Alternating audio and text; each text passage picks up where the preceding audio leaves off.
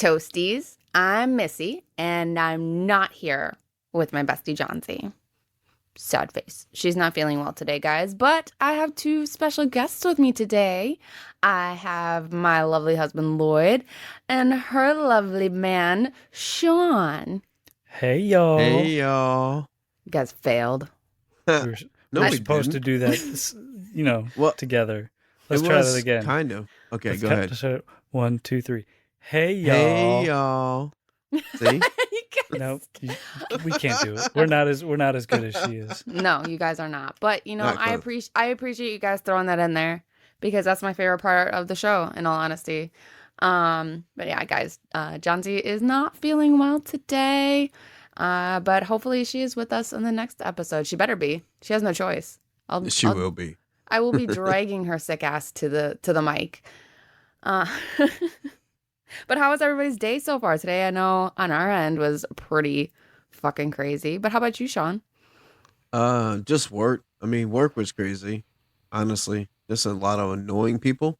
But yeah, I mean, just a normal day in the storage life. Fun stuff. So you guys ready for this? Yeah, what are we talking about? So I was really, really excited to do this one with Johnsy, but we are talking about a young lady.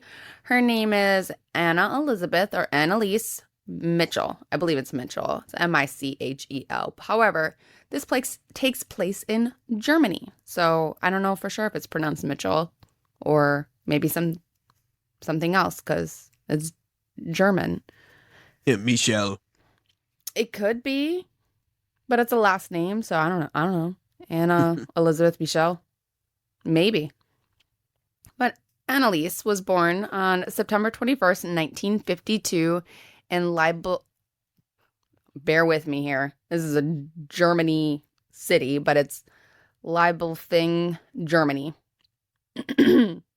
She was born to a Roman Catholic family, and her parents were Joseph and Anna. And she had 3 sisters, and they were a very, very religious family and attended Mass twice a week. Now, there isn't much about her in her earlier childhood. Most of her information that we are going to talk about takes place when she was about 16. Because that is when a lot of the stuff in her life started and things got really crazy for poor Anneliese. When Anneliese was about 16, she had suddenly blacked out and was walking around dazed. And when it happened, she did not remember it, but her friends and family said that she was in a trance-like state. Later that night, Anneliese woke, claiming that she felt as if something was pressing down on her.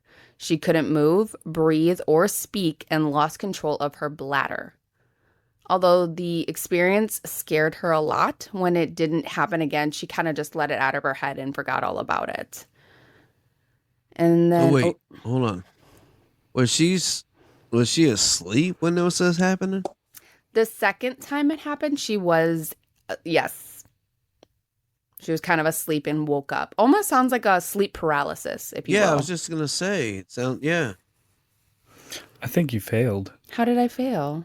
Doesn't Johnsy normally say, "What are you drinking over there?" Oh, shit. See, I'm already like missing. No, I say that to her. And because she's not here, I'm already all...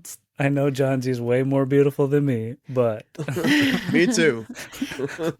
Which is why, guys, we don't have video with this one. Because we are doing a virtual recording as well again. We're just way too ugly. You got 2 dudes trying to play a beautiful woman. But Sean, what are you drinking over there? Honestly, I'm gonna be honest. I'm drinking Gatorade. So it was a hot day today. I should be drinking Gatorade as well, but I'm not. What are you drinking over there, babe? I'm drinking Knob Creek Old Fashioned Premixed. It is delicious. That is your favorite. And Sean, Lloyd found like this large ass bottle of it. I love it. It's huge. Where'd you get it? I found it at the clearly it's liquor, so there's only one place I couldn't get it. Well, yeah, I guess ABC store. Yeah. And of course, I'm drinking I'm drinking mead, not that anybody asked. I was just gonna say, and what are you drinking, babe? Oh, I'm pulling a Johnsy. Oh my god. Somebody had look. If Johnsy can't be here in person to hit the mic, somebody's got to do it for her. You just hit it like 10 times. Was I'm that Lloyd? sorry. That was That was Lloyd. totally me. Oh, wow, dude. I'm drinking out of one of my Packer cups, and normally I have it. And that's in my why small... you hit it. I know. Well, actually, you should have missed it then. Well, no, I should have been sacked, but we're not talking football right now. Well, you did. You sacked the mic. Anyways, oh my gosh. I don't know if this was a good idea anymore now. What? Why not? What do you mean? Anyways. So, back onto the story. I apologize, Toasties. Yes, it happened like in her sleep. Like I said, it sounded almost like a sleep paralysis, but she went a whole year without it happening. So she kind of put that experience out of mind. But after a year, it happened again at night while she was sleeping. She kind of had that feeling. So Anneliese visited a neurologist, Dr. Siegfried Luthi, who did an EEG, which showed normal physical alpha-type brain activity. And he later explained, quote, "I judged from the description I was given that this was probably a case of cerebral seizures of the nocturnal type with symptoms of grand mal epilepsy." Now, grand mal consists of 2 stages, a tonic and a clonic phase. During the tonic phase, a person may lose consciousness and experience bodily respiratory paralysis as the muscles involuntarily contract. In the clonic phase, the person's face, arms, and legs spasm and jerk uncontrollably and rapidly.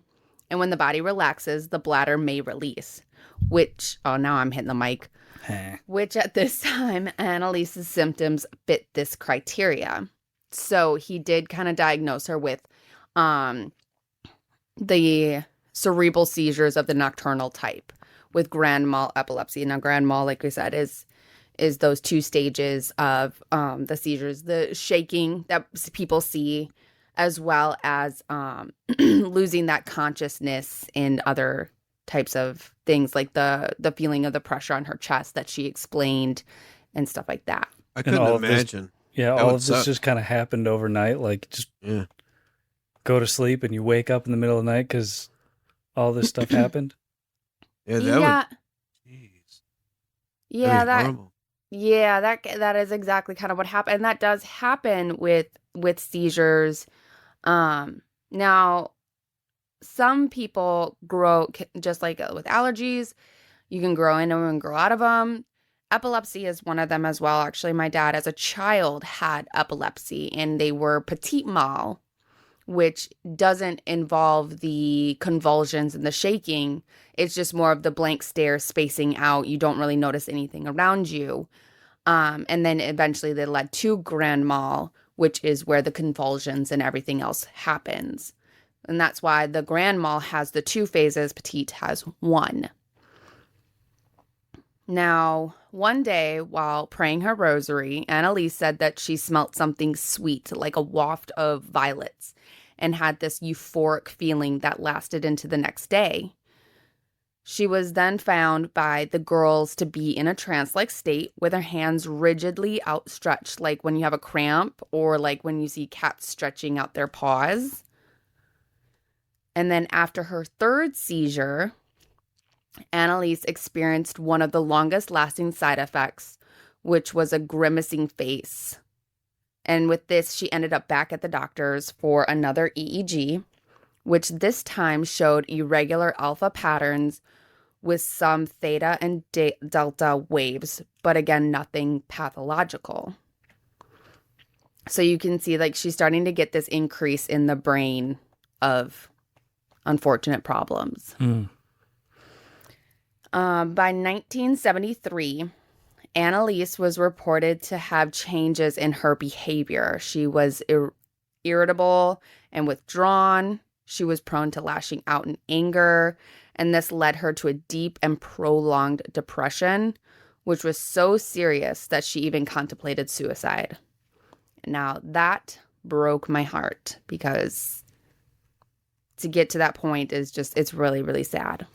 I think it's actually kind of crazy, like listening to y'all's podcast and hearing how most of these people's, I don't know, triggered are typically from like mental health or childhood trauma. Mm-hmm. Yeah. Definitely a lot of problems when it comes to crime and other types of like horrible things. It is a big mental health issue that is not being addressed. And it's sad. And we'll leave it at that for right now. I'm not gonna get on that soapbox. Toasties, I hope you have your water with my ums. She would go to say to her therapist, quote, "This is no longer a depression. This is a condition. Someone else is manipulating me. My will is not my own." She also said she could not love sufficiently and that she felt ice cold. She also told her boyfriend, because she was dating at the time at this point, "I can't feel any love at all. I am numb. Sort of. I can't feel emotions like that." And that's really sad, that she felt like she just had no attachment. Like, so she just feels empty. Yeah, at this point, like, essentially she started to feel empty, and like she was no longer in control of her body. There's just nothing there. Yeah. Later, she withdrew from her friends, and one of her childhood friends noted that she had changed when she had gotten sick. She got quiet and would only keep talking if it was mostly religious conversations. Anneliese became convinced of her own damnation.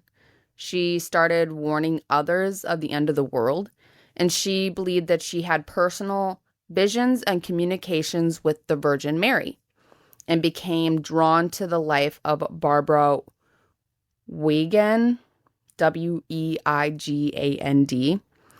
And this was a Catholic mystic and prophetess who claimed to also have experiences with and visions of the Virgin Mary. So you can see she's getting very withdrawn. She's feeling empty, and her main focus is getting more and more into religion. Very Conjuring vibes. Mm-hmm. Okay. Yes. So eventually, Annaliese's doctor actually ended up diagnosing her with temporal lobe epilepsy. So she ended up going back to the doctor, which is a disorder that causes seizures, loss of memory, and experiencing visual and auditory hallucinations. So going back now, she would claim that she would see the Virgin Mary and have communications with her. She would be in these trance-like states that she had no clue what was going on. And she didn't even remember them happening. And she had that time where she also like had that massive euphoric feeling. Both ictal and interictal, which is a during and between the onsets of a seizure, experiences of depersonalization, realization have long been associated with partial seizures arising from the frontal lobe. Now, a little bit about temporal lobe epilepsy to kind of give more of a insight about, to kind of get a more of an insight of what's to come. Temporal lobe epilepsy can also cause what's called I also listen to how to pronounce this, is Gershwin syndrome, which is a disorder marked by hyper-religiosity, which is a psychiatric disturbance in which a person experiences intense religious beliefs or episodes that interfere with normal functioning. It generally includes abnormal beliefs and focus on religious content or even atheist content. So it could be one or the other, whether you're very, very religious content or you're focused on no religious content. So it's extreme, one or the other. Yes. Now, this is kind of the rare, like, comorbidity of the temporal lobe epilepsy. It only occurs in about 7% of patients with temporal lobe epilepsy. It consists of features of, like I said, hyper-religiosity, hypergraphia, which is the driving compulsion to write or overwhelmingly urge to write. And this could actually result in someone having voluminous journals or random papers all over to make sure they could jot letters and notes on. Also hyposexuality, which is the no sexual feeling at all, but only for certain periods of time, and also irritability. So as you're seeing already, just with a little bit about Anneliese, she has a lot of these symptoms going on, correct? Yeah. Yeah. Okay. She also said that she started to smell horrid wrenches that no one else could smell. Now, when adrenaline increases the production, it increases the production of sweat in our body. And this increase is going to cause an increase in body odor. And with the increase of sweat. And during the time of Anneliese's seizures, that is when the odor would happen. And it'd only be detected during the times that she believed that she all of a sudden would say she was being attacked by demons. What the hell? Mm-hmm. So after her diagnosis, Anneliese began taking medication for her epilepsy. She ended up enrolling in the University of Würzburg in 1973. And though she was on the medications for about a year, she felt that they seemed to have been failing her. Her condition progressed, and Anneliese began to believe she was possessed by a demon and that she needed help. And she thought that she needed help outside of medicine. Because she went to the doctor. She's got these diagnoses. She was put on medication, and they're not helping her. It wasn't doing nothing. So she she's thought. like, yeah, like something else is going on. Exactly. And when was this? 1973. Damn. Mm-hmm. Now, I know we have some German listeners, so guys, if I am mispronouncing any of these things, please hop on our Instagram and stuff. Let me know how to properly pronounce these, because I do apologize that I'm mispronouncing them. I am a horrible German myself. She began to see the face of the devil. And as stated before, she was convinced of her own damnation and would hear demons whispering in her ear telling her these things that she would that she was damned, and then she would rot in hell while she was praying. Could you imagine? Not to go too far into like conspiracies, but do you think like she's thinking and feeling all these feelings because it's things that she's feared and she's like overstimulating that in her brain? So she's like making it up? Not that she's making it up. She genuinely probably believes it, but it's Is it stuff like when you dream of things that you've seen as like a collage almost? You know, is it things that she's kind of? Why are you giving me that smirk? Because Johnsy and I do this to ourselves all the time when we jump ahead, right. And that's our sign. I mean, banter is good though. I hear you guys. You gotta hear more though. But at this point, while she's having these situations happening, she concluded that she must be possessed. So with the medications not helping, she's hearing these voices of saying that she's damned and she's going to rot in hell. Anneliese sought out help from a priest on her own first.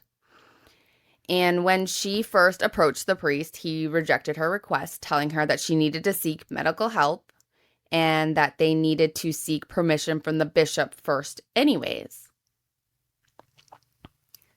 Soon, Anneliese's condition worsened, and where she would rip off her clothes, she would repeatedly do squats and genuflect. Now, if anybody doesn't know what genuflecting means, that is something you do in the Catholic Church. I've seen primarily where before you step in your pew to sit down, you are supposed to kneel down to, because like at the altar in the church is supposed to be like Christ. I remember being in actually. Wait, what? So you're supposed to go up to the altar and kneel before you sit in your pew? You don't go up to the altar. You just kneel at your pew, at the outside of your pew in the aisle, and then you can get in. Because wouldn't that create traffic? No. When I was a child, I went to Catholic churches. That's what I grew up in. And I remember we were given like kind of like a tour of the church and like the altar and everything and what's all up there. And there's supposedly supposed to be like not for real, but like, what's the word I'm looking for? Fake. Lack of a better word, fake. They're piece of Jesus in the altar. And you're kneeling at him like in gratitude of who he is. So you're supposed to do that, genuflect. You kind of bow down, you do the cross, you stand up, and then you step into the pew before you have your seat.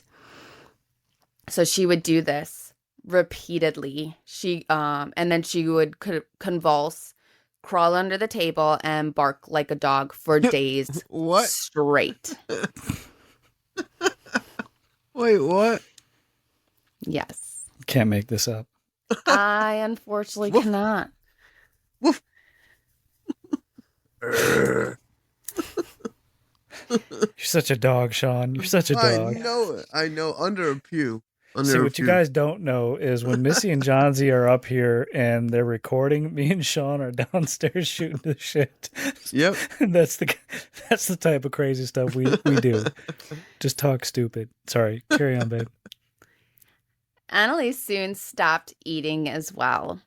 She said that the demons wouldn't permit her to eat, but she instead would eat spiders, coal out of the fireplace. She would bite heads of dead birds and even lick her own urine off of the floor. Now, in medical terms, if you hear a person is doing these things, this is what would be called pica. Pica is a condition when someone eats non-edible things. There's actually My Strange Addictions. There's a lot of people in there who have pica, where there was a girl who she ate nail polish because she just liked nail polish. Pica is very dangerous. It's actually common with pregnant women where they would crave weird things like potting soil because it's our body saying that we need a certain nutrient when we're pregnant. At least this is how it's kind of been explained, is that our body says you need this nutrient and you can only get it from here, and that's what you crave and that's what you want. But it's very dangerous, and pica can kill you because you're eating non-edible items that are not good for your body. And obviously, spiders aren't that bad for your body. Probably doesn't taste too good, but coal and biting heads of dead birds is not okay. And yes, though people claim your urine is sterile, you're not supposed to be drinking massive amounts of it. I don't think that's keto. Oh my God. It's definitely not keto, but she wasn't drinking her urine. She was licking it. I don't think so. Right? It was the 70s. I doubt they were worrying about keto at the time, guys. I almost sent you guys a video. That's funny that you say that. No, My Strange Addiction. Because this guy, he was addicted to having relationships with his car. Oh, I've seen that one. Yeah, I've seen that one. That's so odd. Right? You guys are going to be grounded from talking soon. Oh my gosh, Toasties. I'm sorry. I told Lloyd I don't hit the microphone. Damn it. Damn it, Johnsy. She would only sleep for 1 to 2 hours a night, spending all night running through a house or in prayer and screaming to Jesus Christ for mercy. Despite her constant praying, she would also destroy rosaries and religious pictures hanging on the wall. But she was religious. She was very religious, but remember how I said back with the epilepsy that it makes you hyper religiousity, where you'll either be extremely religious or extremely non-religious. Yeah. So she's just going through one of those moments where she's like, fuck it all. Yeah, she's like, I don't like it. She was cleaning like you do. Eventually, they would find a priest for Anneliese. His name was Ernest Alt, who stated that she did not look like an epileptic and believed that she was possessed. Now, I didn't know that epileptics had a look to them. So for him to say that was ridiculous. Unless he's talking about like he saw her in the stages of what they would claim to be a seizure and that it didn't look like a seizure to him. I'm not sure. But Anneliese wrote to Alt stating, quote, "I am nothing. Everything about me is vanity. What should I do? I have to improve. You pray for me." And she also once, end quote, she also once told him, quote, "I want to suffer for other people, but this is so cruel," end quote. So Alt petitioned to the local bishop, Joseph Stangl, who eventually approved the request and granted a local priest, Arnold Renz, permission to carry out exorcisms. But he was told to do so in secret. Now, this was in September of 1975. And he, the bishop, never asked for documentation of Anneliese's mental history or any second opinions from either her psychiatrist or neurologist before doing the exorcisms. He was just like, we're doing it. We're doing this. But do it on the hush, so if something bad happens, we're not accountable. Yeah, his name's not attached to it. Yeah. So, like I said, she thought she was possessed by a demon. She reached for a priest, and then now she got granted exorcisms for her possessions. Now, exorcisms have existed in various cultures for years, but became popular in the Catholic Church in the 1500s. The priests would use the Latin phrase, and I'm not a Latin speaker, so bear with me. It's Vade retro Satana, meaning go back, Satan, to expel demons from their mortal host. By the 1960s, exorcisms were very rare among Catholics, but rise in movies and books like The Exorcist in the early 1970s made them kind of a little popular again. But that was based on a real story, though, too, wasn't it? The Exorcist was not. No, that was just a story. Really? That was not real. No. I always thought that was based upon a real story. No. This toasty is why I call my wife Google. Hey, you guys need to watch this movie that just came out, The Pope's Exorcist. It's really good. I will add that to my list. And it's about a guy, apparently, he did over 100,000 exorcisms. Which seems like me and my friend were doing the math, and it's like 10 a day for 27 years. That's a lot. That is a lot. Just saying. Fun fact. Well, speaking of a lot, now Anneliese went through 67 exorcisms over the course of 10 months. Damn. Yes. And they would last up to 4 hours long. Damn. Through these sessions, Anneliese revealed she believed that she was possessed by 6 demons, which were Lucifer, Cain, Judas Iscariot, Adolf Hitler, Nero, and Fleischmann, who actually was a disgraced priest. Why did you say Hitler's name like that? Adolf Hitler? Adolf. Whatever. Adolf. All of which would fight to have the power over Anneliese and would communicate from her with a low growl. Now, for fun times, and you heard me recording this earlier, I'm going to play a little clip of, because they did record things of what was going on. So I'm going to play this clip here for you of just what she sounded like during these exorcisms. And I'm going to apologize because, of course, there is in another language because she is from Germany. But yeah, here. So we have no clue what they're saying in there. Not other than what it's gonna other sound than the sound mean. she's making. Yeah. You're right. The main thing is I want you to hear what she sounded like. So So if this is something, if they say something bad, it's not on us. Stop giving me that look, Sean. You're gonna get me in trouble. All right, hold on, guys.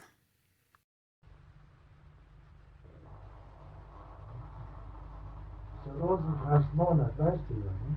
Ja, aber die wenigste beten. Die wenigste beten? Ja. Und in der Kirche wird am allerwenigste gebeten, weil die Herrn Pfarrer ja das für unmodern halten. Ja. Ja. Alle? Fast. Die sind ja so blöd, wenn sie eine Ahnung hätten.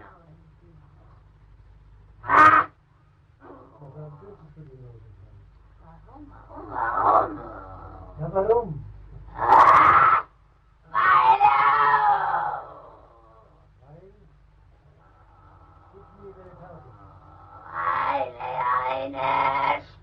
Nein, ich sag's nicht. Guck diese Rede. Weil er eine starke Halsmaul. Ja. Weil er eine starke Waffe ist. Gegen Satan und alle Dämonen. Ja, gegen uns. Ich muss dir sagen.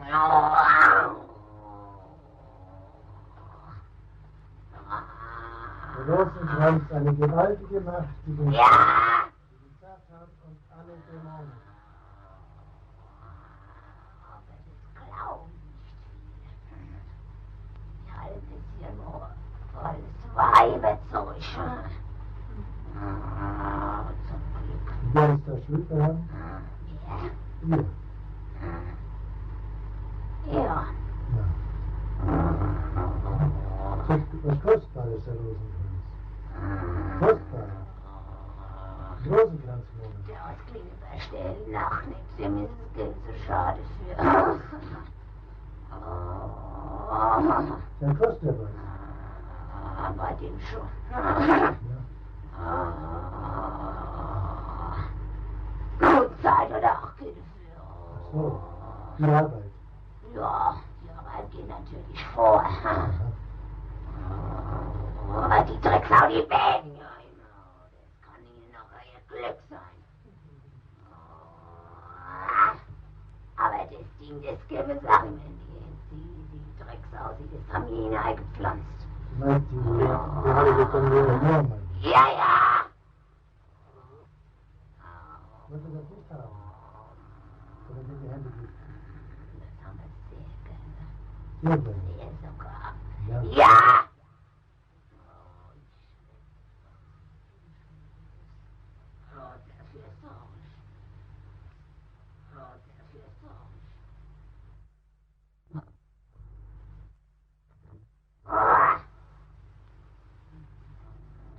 Müssen Sie den Drecksau aus Westbuchstaben kapieren?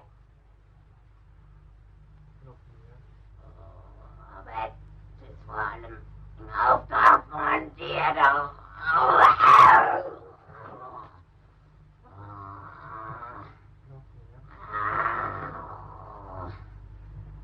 Aber fresse du das nicht? Noch mehr. Halt dir Maul!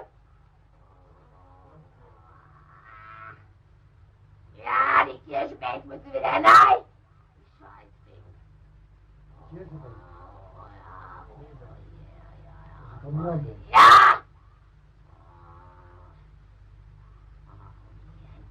Die Müsse. So geschickt. Die müsse als Priester erkennbar sein. Und zweimal kapiert.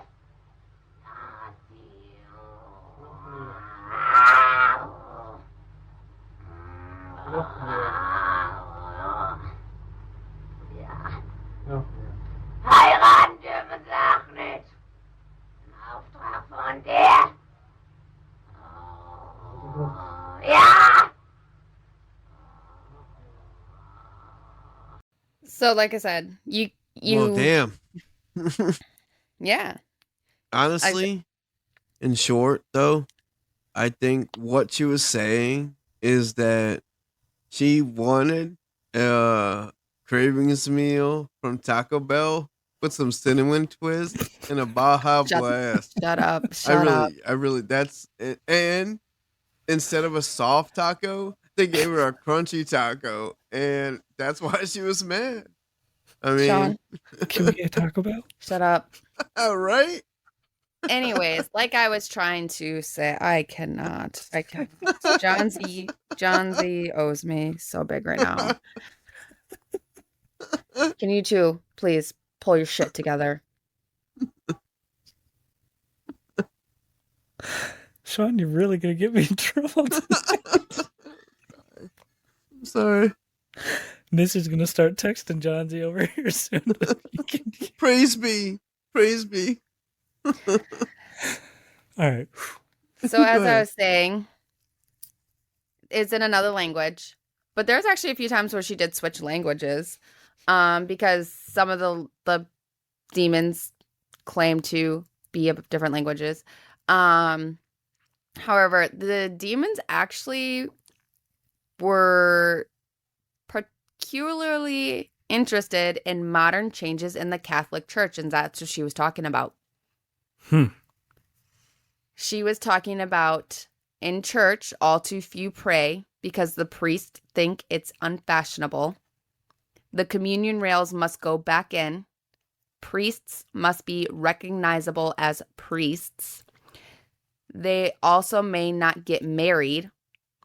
And holy water should come back in the homes, and the crucifix should return to its place of honor in the homes. So as she's in these demon voices claiming to be a demon, that is what she is actually talking about. Damn. So they found that actually kind of peculiar about her. So this was odd because one would wonder why demonic entities would be so interested in matters that clearly would be detrimental to their own diabolical interests. And they would also test if she was truly possessed, because Father Renz, he would have 5 bottles with water in them, and some would be tap, and some would be holy water, and they kept them unmarked. Yet Anneliese would only respond when holy water was used.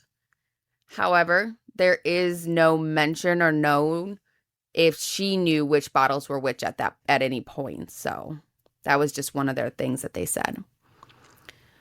You must be a demon because you can tell tap water from bottled water too. It has a taste and a smell. Through these sessions, Anneliese would be restrained, and after 10 months of these exorcisms, on July 1st, 1976, Anneliese died. And she was only 23 years old. Too much on her body. Though restrained, her autopsy report had indicated that she had fractured teeth, bruised limbs, in addition to blackened eyes. And these pictures of what she looked before and after the exorcisms, you would never recognize her. Unfortunately, it is terrifying to see. It also reported that the cause of her death was advanced emaciation due to malnutrition and dehydration. Because remember how I said she was living off of spiders? Yeah, she was on that keto. She weighed between 68 to 72 pounds when she died. Good. Yeah. On the day of her last exorcism, which was June 30th, 1976, her last words were a request. It was, quote, "Please, absolution," end quote, and, quote, "Mama, stay with me. I am afraid," end quote. Mm-hmm. When asked why medical intervention had not been sought, Father Alt stated that he never considered the woman dangerously ill, and that if he had, he would have immediately called for medical assistance. She weighed 76 pounds. she weighed 68 to 72 pounds. So she was less than that. And she was a grown woman weighing the size of a child. Yes. Would you think So what do something's you wrong? mean they didn't see something medically wrong? Well, however, in contrast, Father Renz said, quote, the exorcism ritual expressly states that the clergymen should not burden themselves with medical matter, end quote. Which, from the rites of exorcism they were using at the time, the 1614 De Exorcismidis Obsessis Demonio. Again, I don't speak Latin, guys. I'm so sorry. That was way better than I could have done. From the Ritual Romanum, said nothing about the priest's responsibilities for the physical well-being of the possessed, and instead suggests, quote, the exorcist should guard against giving or recommending any medicine to the patient, but should leave this to the physician, end quote.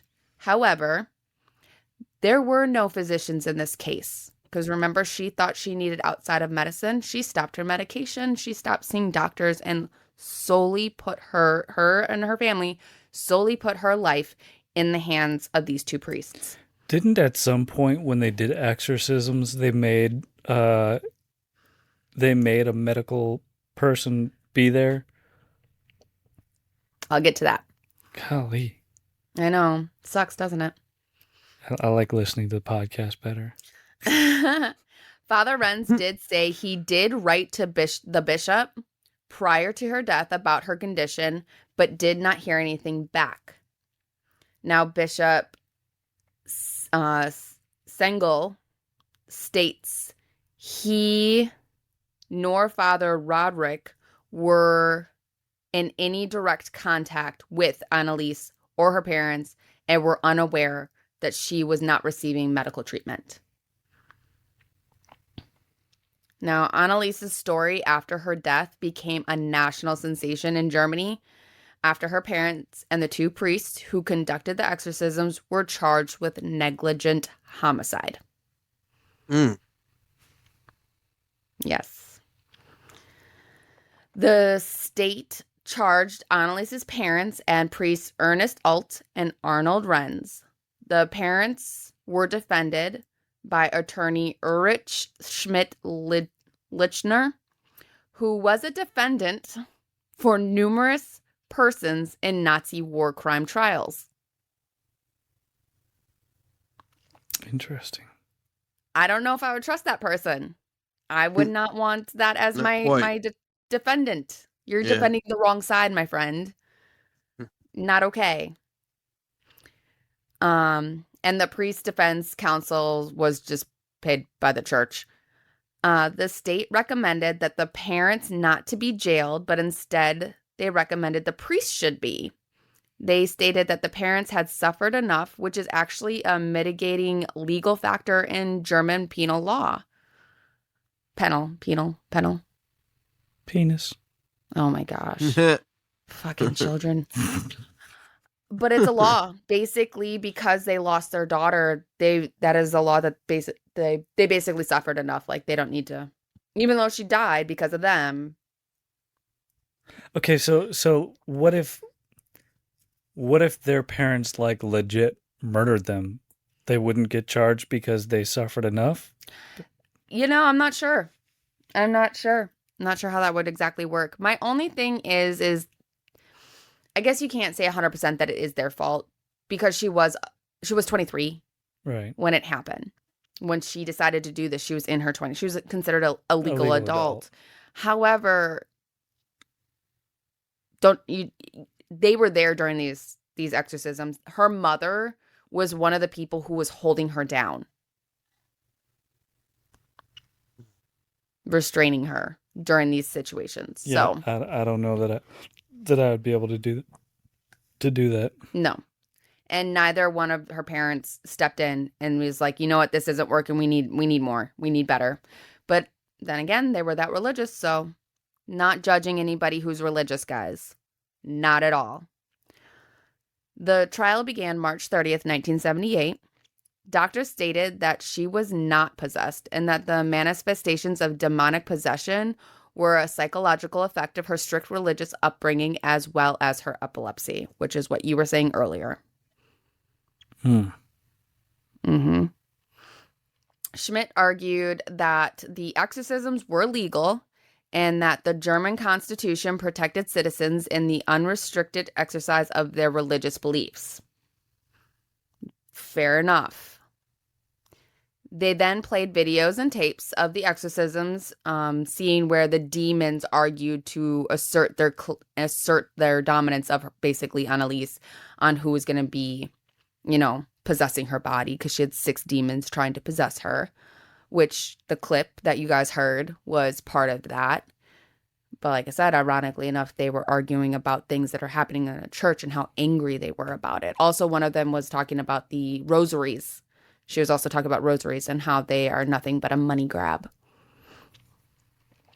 They also stated that Anneliese was finally freed of her demonic possessions resulting from the exorcisms just before her death. A series of doctors also stated that she could have been saved even 1 week before she died. So they could have intervened pretty much at any point. Bishop Stangl said that in the future, he will only approve exorcisms if the possessed person agrees to the presence of a doctor during the rituals. And that became a new law. Oh, see, so I was right. Yes. Hey. So even though my wife is Google, sometimes I do know things. Yes. You get it right. The face said it all, guys. Mm-hmm. In April of 1978, the parents of Anneliese and the 2 priests were convicted of negligent homicide, but were given a suspended prison sentence, and they were ordered to share the cost of the legal proceedings. The sentences were stiffer than what the prosecutor even asked for, which all he asked for was that the priests were fined and the parents to just be found guilty but not punished, because again, they suffered enough. You hit that thing so much. I know. I keep telling Lloyd I don't hit it. In a conference, several years later, though, German bishops retracted the claim that she was ever possessed. Damn. So they're like, oh, no, we never said that. So again, like you said, I'm not bashing anybody that's religious by any ways. But so basically, they're just playing a big game of whack fuck. Basically. Like, we're brushing this under... Yeah, fuck. We're brushing this under the rug and hope that nobody brings it up because it could make us look bad. Mm-hmm. Essentially. After the trial, the Mitchells asked the authorities permission to exhume the remains of their daughter, Anneliese, because she actually was buried in a hurry in a cheap coffin.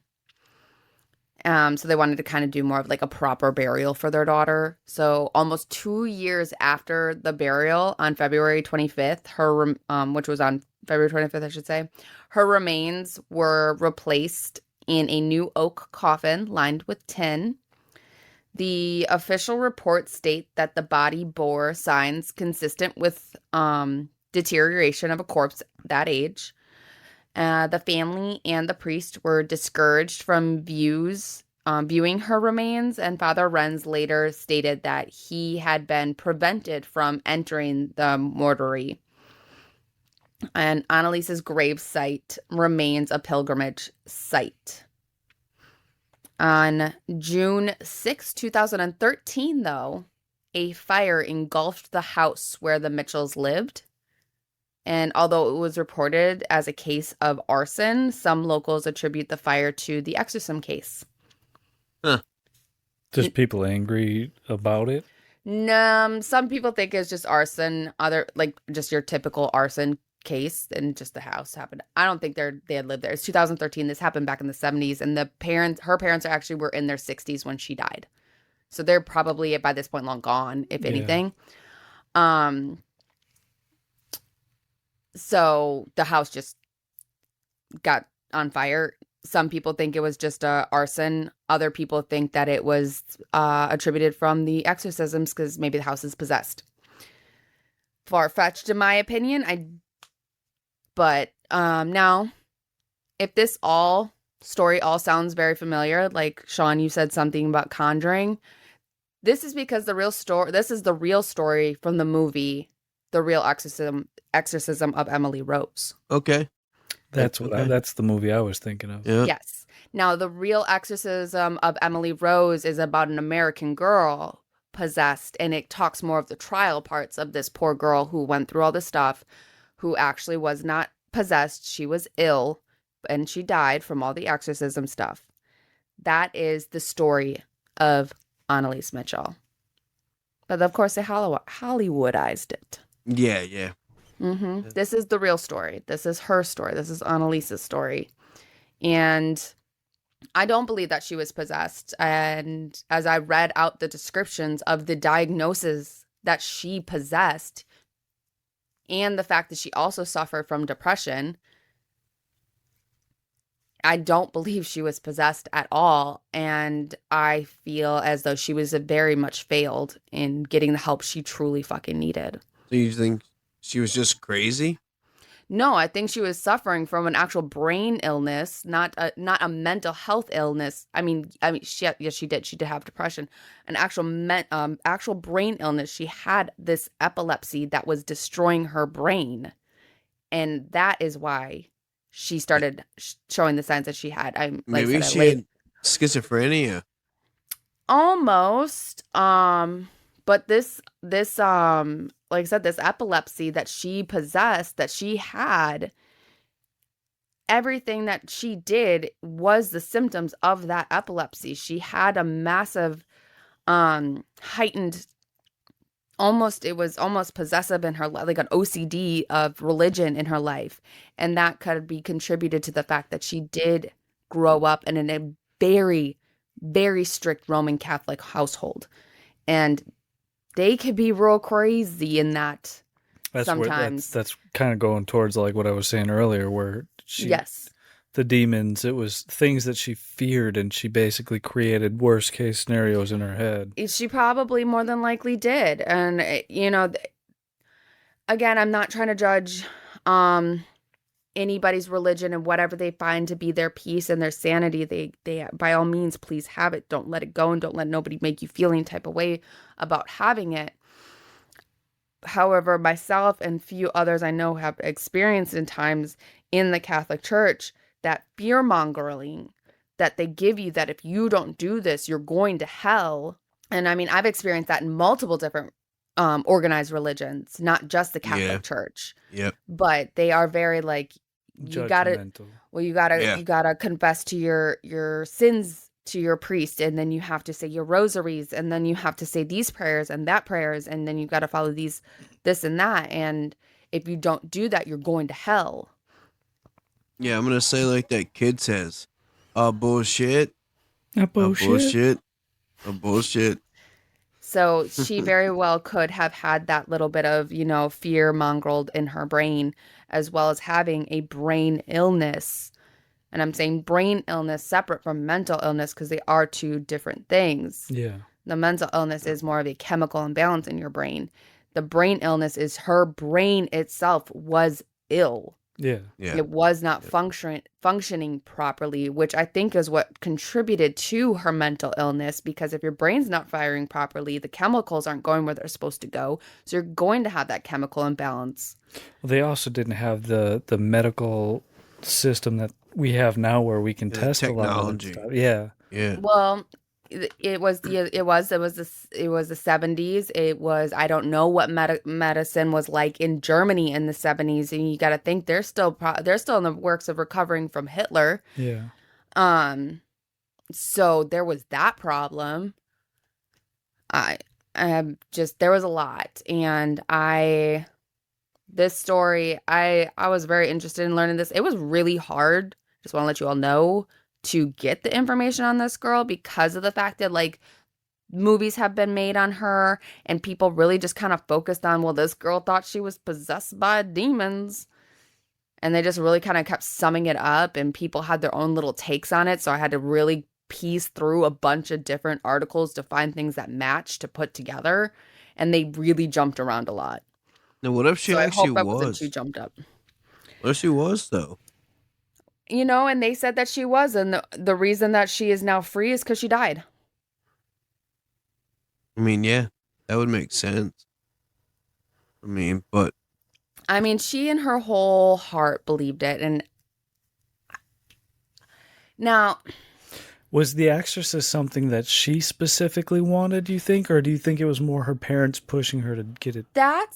sounded like it was her. It sounded like when I was reading, it sounded like she first seeked it out. And her parents were just trying to support her in her decision. I think so. She was in college. She was working towards a degree to be, I believe, a doctor herself. It's a shame. It really is. I feel bad for her. And that's what I'm saying. For her to just do that, don't you think she might actually been possessed? Like what Missy said, is with her brain being sick and the chemical imbalance, she probably genuinely thought she was possessed. I don't think that she was truly possessed. I don't. I'm trying to say how to word this properly so I don't have, sorry guys, things coming at me later.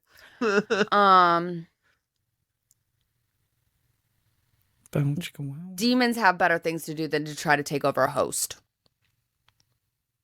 They're working amongst us every day, and if you want to sit there and say that a person really could actually be possessed, then there's a lot of fucking people possessed right now, and we're watching it every fucking day.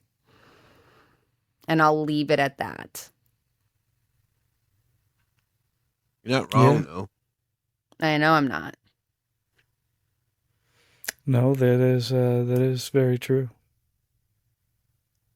A lot of hatred, a lot of crazy people, a lot of judgmental people. Exactly. Evil is not going to work on just trying to take one person's body the way that it did with this poor girl. It works in other ways, and we see that evil every day. It's working on taking over the world. It's working on it, and I'm going to say if anything's possessed, it's the world is possessed at the moment. And now, I'm sorry, no, don't go running around people and doing your prayers to think that and exercising the earth, that's not going to work. The best thing that you can do is just keep spreading the love. Love. You're such a hippie sometimes. I love it. Spread the love. Spread the love. Yeah. Spread kindness. Spread it. Spread love, because a smile will save more lives than a frown. Love and peace, y'all. Fuck off, Sean. Love and peace. So. Look, Sean, now you're going to get in trouble. Absolutely. I probably am. Yeah, I'm definitely doing the corner tomorrow. It's going to happen. It's going to happen. Especially when Missy is like, yeah, Sean was acting up on the podcast. I'm doing a corner tomorrow. Probably 20, 30 minutes. I'm going to have to. Yep. You know what I mean? Did you see that the video where the dad and the son are at his mom's house, and the mom sends the dad to a timeout, and then the son said something crazy, and the grandmother's like, all right, now you're going in a timeout. And then the dad and the son look at each other. It's like, way to go, you got us both in here. Oh god. That's exactly what you're doing. That's what you're doing, Sean. Yep. Getting us both in timeout. This is gonna be interesting to post and see how you toasties respond to this. And if you guys want to hear more from the guys, they're gonna love us. They're gonna love us. All right. Would you look at that? Would you just look at it? Oh, God. Look at it. Sean and Lloyd are on the podcast, guys. Just look at it. Well, first up, I want to say thanks, guys, for being here with me on this. No problem. On this episode. And I really enjoyed it, even though you both drove me insane at the same time. I have a lot more patience, though. If I was John Z, Sean, definitely you'd be dead already. I would end up doing an episode on your case. Oh, absolutely. Well, if John Z was here, Well, if Johnsy was here, this wouldn't be happening at all. Well, if Johnsy was here, I'd be downstairs, like, trying to show you my man boobs. Yeah, me too. Okay. And I got him. Okay. Well, Toasties, thank you for this. Thank you for coming to this Shenanigans. Shenanigans. Make sure you guys like and follow and share, subscribe. Find us on the TikToks and the Facebooks and the Instagrams and the YouTubes and all those fun goodies. Hit that bell. The notification bell. Yes, that's what it was. Yes. And until next time, guys.